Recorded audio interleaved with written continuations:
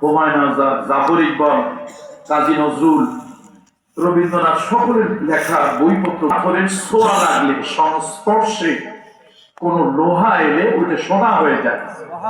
এটা আমি ছোটবেলায় শুনছি, কিন্তু আসলে বাস্তবিকতা বড় যখন হলাম, পৃথিবীকে যখন জানতে শিখলাম, বুঝতে শিখলাম, আসলে পরশ পাথর হচ্ছে একটা কাল্পনিক কথা।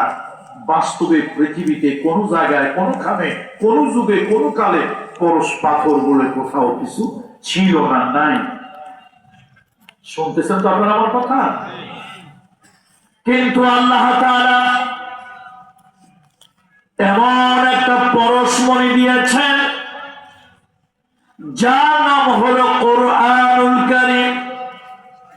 এই পরশমণির ছোঁয়া, এই পরশমণির স্পর্শে যদি কোন মানুষ একবার আসে, খারাপ মানুষও দুনিয়ার ভালো মানুষ হয়ে যায়।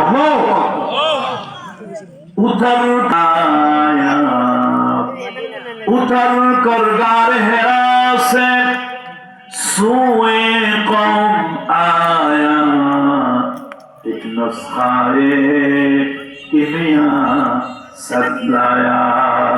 আমার নবী মুহাম্মদ রাসূলুল্লাহ ওই জাহিলি সমাজ, নষ্ট একটা সমাজ, ভ্রষ্ট একটা সমাজ, খারাপ একটা সমাজ, পচা গন্ধা একটা সমাজকে আমার নবী ভালো বানিয়ে দিয়েছিলেন।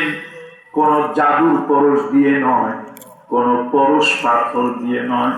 আল্লাহর নবী এই কোরআন আনলেন, এই কোরআন তেলাওয়াত করলেন, কোরআনের বাণী মানুষের মর্মে ঢুকিয়ে দিলেন।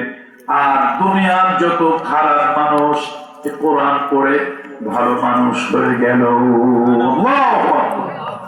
শুধু এই কোরআন কারীম।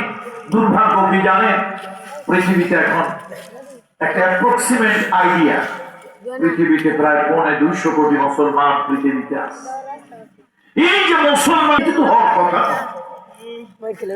আল্লাহ তাআলা তার হাবিব মুহাম্মদুর রাসূলুল্লাহ সাল্লাল্লাহু আলাইহি ওয়াসাল্লাম, তার হাবিবের উপরে আল্লাহ কোরআন দিলেন। এই কোরআন রাসূলুল্লাহ পড়তে লাগলেন। কোরআনের কারণে নানান কষ্ট তার উপরে হলো। আল্লাহ তাআলা জানিয়ে দিলেন, তাহা মা আনজালনা আলাইকাল কুরআনা লিতাশকা। বন্ধু হে নবী, এই কোরআন আপনার উপর অবতীর্ণ আমি করেছি, এই কোরআন আপনার কষ্টের কারণ হবে, মুসিবতের কারণ হবে দেওয়ার জন্য। আমি আমার মায়েদেরকে বলছি, মা, মাগো, আপনার ঘরে কোরআন থাকে, সে কোরআনটা খুলে পড়েন না। আপনার ছেলে মেয়েদেরকে দুনিয়ার জাগতিক শিক্ষা দেন, কিন্তু কোরআনের শিক্ষা দেন না।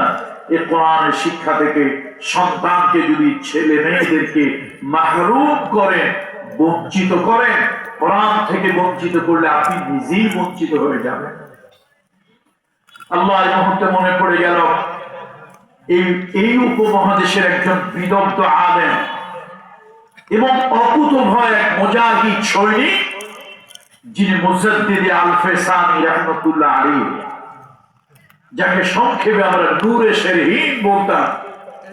আলেমরা তো অনেক সময়, সব আলেম না, দুই একটা দালাল গোলাম আলেম আছে। খায়রুল খিয়ার খিয়ারুল উলামা ওয়া শাররু শিরার শিরারুল উলামা।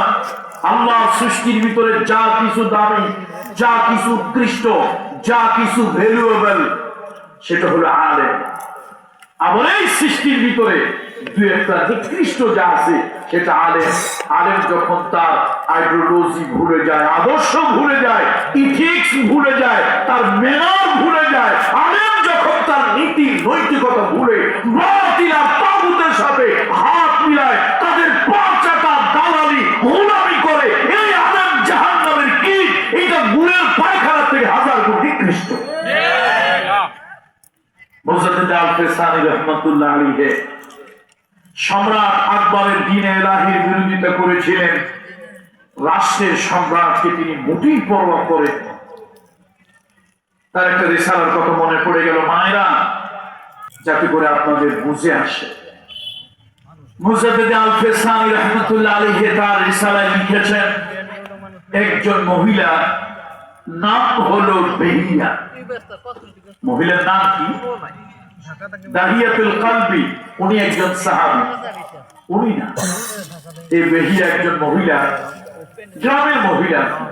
গ্রামের মহিলা আমাদের পাশে আছে, এই জন্য গ্রাম্য উদাহরণ দিচ্ছি। এই গ্রামের মহিলা তার 4টা সন্তান আল্লাহ তাআলা দিয়েছেন। এই 4 ছেলেকে মাদ্রাসায় পাঠিয়েছেন, কোরআনের মাদ্রাসায়। ওস্তাদকে অনুনয় বিনয় করেছেন, সহিহ শুদ্ধ করে আল্লাহর কোরআন যেন তার সন্তানদেরকে শিক্ষা দেওয়া হয়। সন্তানেরা কেউ হাফেজে কোরআন হয়েছেন, কেউ কোরআনের শিক্ষা গ্রহণ করে আলেম হয়েছে, কেউ কোরআন শিখেছেন। এইভাবে 4টা ছেলে বড় হয়েছে, কেউ এখন এক এক কাজ করে বিভিন্ন